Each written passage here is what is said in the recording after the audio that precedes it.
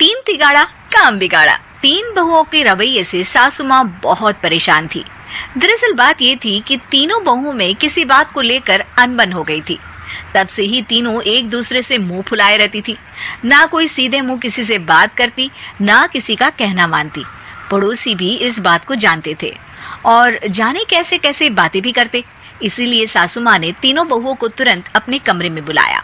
मैं कई दिनों से देख रही हूँ, तुम तीनों अलग अलग सारे काम कर रही हो। ये सब नहीं चलेगा, तीनों को मिलकर ही काम करना पड़ेगा। सास की बात सुनकर एकदम से बड़ी बहू बोल उठती है। नहीं मम्मी जी, मैं इन दोनों के साथ कुछ नहीं कर सकती।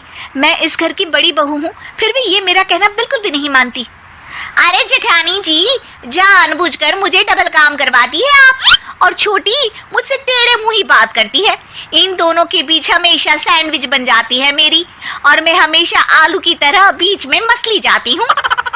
मम्मी जी, इन दोनों को लगता है कि मैं छोटी हूँ तो इनके पैरों तले दब जाऊंगी, लेकिन नहीं, मेरा भी उतना ही अधिकार है जितना इन दोनों का है।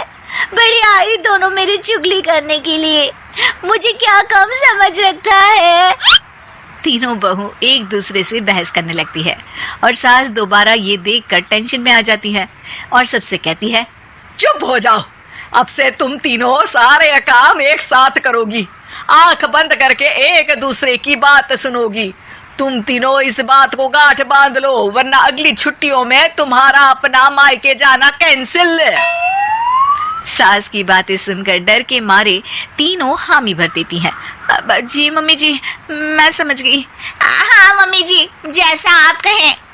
आप जो कहेंगी मैं वही करूंगी। तीनों बहू सास की बात को गांठ बांध लेती है और वादा करती है कि अब से सारे काम वो तीनों एक साथ मिलकर ही करेंगी। ये सब देखकर सास खुश हो जाती है और वहां से चली जाती है। नीचे जाकर वो देखती है कि घर में शर्मा जी आए हुए होते हैं। सास जोर से आवाज लगाकर कहती है, अरे बहू, जरा चाय बनाकर तो लाना, शर्मा जी आए हैं। सास की बात सुनकर तीनों बहू तुरंत किचन की ओर भागती है और चाय बनाना शुरू कर देती है। मुझे तो एकदम मसाले वाली कड़क चाय पसंद है, तो हम शर्मा जी के लिए मसाले वाली चाय ही बनाएंगे। अरे नहीं दीदी, गर्मी के मौसम में मसाला चाय कौन पीता है? मैं तो शर्मा जी के लिए इलायची वाली चाय ही बनाऊंगी।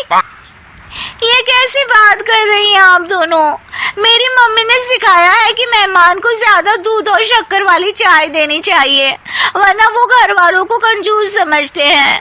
तो मैं तो शर्मा जी को ऐसी ही चाय दूंगी। तीनों बहुएं अपने अपने तरीके से चाय में शक्कर, मसाला, पत्ती सब डाल देती है। उबलने के बाद तीनों मिलकर चाय बाहर लेकर जाती है और शर्मा जी और सासू माँ को देती हैं। चाय पीने के बाद शर्मा जी सासू माँ को देखकर शर्मा जाते हैं और शर्मिंदा महसूस करते हैं कि आखिर उन्होंने चाय पीने के लिए हामी क्यों भरी। सासू माँ भी चाय पीना शुरू करती है और कहती हैं, अरे बहू, ये कैसी चाय बनाई है? चाय है या मीठे दूध की बासुंदी? हाँ, चाय अच्छी नहीं लगी क्या? कोई बात नहीं, हम पराठा बनाकर लाते हैं। चलो चलो अंदर। हाँ चलो। हाँ, आती हूँ मैं भी। नहीं नहीं, मेरा पेट चाय ने ही चौपट कर दिया, वही काफी है। पराठे से पोपट नहीं करवाना, मैं तो चलता हूँ। शर्मा जी चुपचाप पतली गली से निकल जाते हैं। अगले दिन सास बहुओं से कहती है, अरे बहू, जाओ जाके ऊपर के गेस्ट हाउस की सफाई कर दो। कल हमारे यहाँ मेरे दूर के रिश्तेदार आने वाले हैं, तो पूरे कमरे को चमका देना, समझी? तीनों बहू सास की बात को मानकर ऊपर सफाई करने चली जाती हैं और तीनों कमरे की सफाई चालू कर देती है। बड़ी बहू मकड़ी के जाले साफ करती है, तो बीच वाली झाड़ू लगाना और छोटी वाली सर्फ डालकर जमीन धोना शुरू कर देती है। अरे दीदी, जेठानी जी, अभी मैंने पूरी फर्श धोई और आप फिर से धूल नीचे गिरा रही हैं। और मछली जेठानी जी, आप बिना झाड़ू की धूल यहाँ छटक रही हैं। अरे तीनों को साफ करना है, एक साथ सफाई करते हैं ना। अरे वही तो, हम साथ साथ हैं, घर साफ साफ है। तीनों बहू ऐसे ही काम में उलझ जाती है और 2 घंटे तक एक ही कमरे की सफाई करती रहती है। बहुत देर से अपनी बहुओं को ना देखने के कारण सास ऊपर कमरे में उन्हें देखने जाती है, लेकिन कमरे में घुसती ही वो गीली फर्श पर फिसलने के कारण नीचे गिर जाती है। ओरी मोरी मैया, हड्डी मरोड़ के रख दी। आए मेरी तो कमर ही टूट गई रे। तीनों बहुएं सास को उठाती हैं और बिस्तर पर सुला देती है। अरे मेरे हाथ पैर दर्द कर रहे हैं, दबा दो आराम मिलेगा। हाँ जी माँ जी। अरे जी माँ जी माँ जी। और तीनों बहुएं एक साथ सास के हाथ को दबाना शुरू कर देती हैं। माँ की तो चीख ही निकल जाती है और नतीजा ये होता है कि सास के बचे हुए शरीर में भी दर्द उठ जाता है। हाय राम, ये क्या कर दिया तुम तीनों ने। अरे मेरी तो किस्मत ही फूटी है कि तुम जैसी बहुएं मुझे मिली। हे भगवान, पूरे शरीर में दर्द बढ़ गया है।